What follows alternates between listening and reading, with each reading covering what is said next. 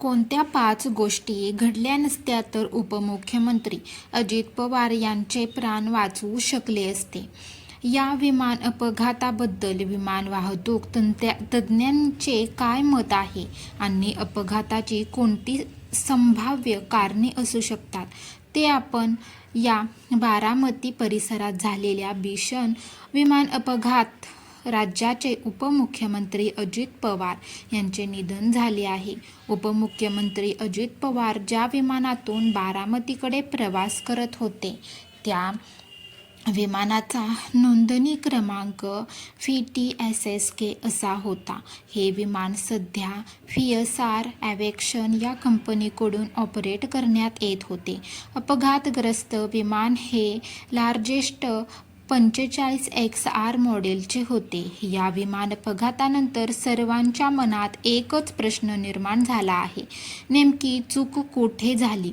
या दुर्घटनेबाबत विमान वाहतूक तज्ज्ञांचे म्हणणे आहे की टेक ऑफ आणि लँडिंग हे उड्डाणातील सर्वात धोकादायक टप्पे असतात, कारण या क्षणी पायलटवर प्रचंड मानसिक आणि तांत्रिक दबाव असतो.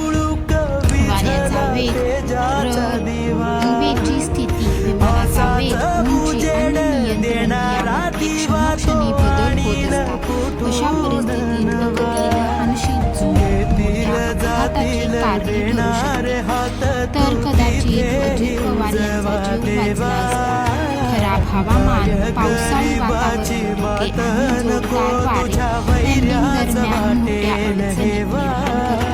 विशेषतः क्रॉस विंड असल्यास विमानाचा तोल ढासळू शकतो.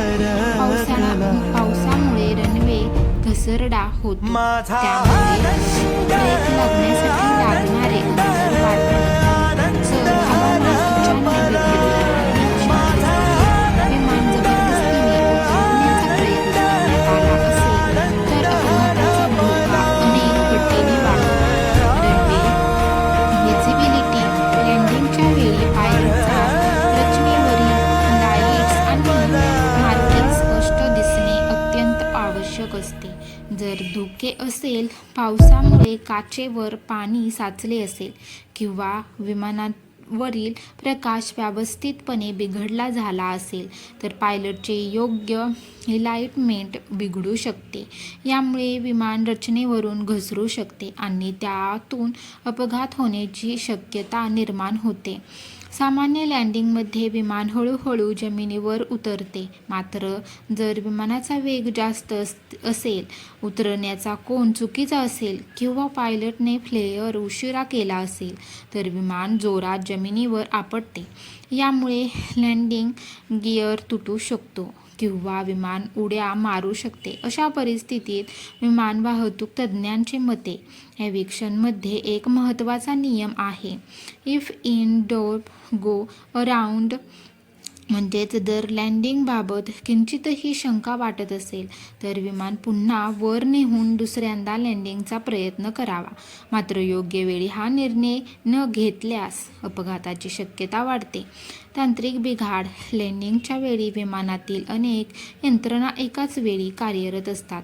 Landing gear, planks, brakes, reverse thrust आदी यापैकी कोणतेही एक प्रणाली निकामी झाली तर विमान सुरक्षितपणे उतरवणे अत्यंत अवघड होते. अशा तांत्रिक बिघाडामुळे ही विमान अपघात होऊ शकतो. तर तुमचे मत काय आहे यावर नक्की सांगा.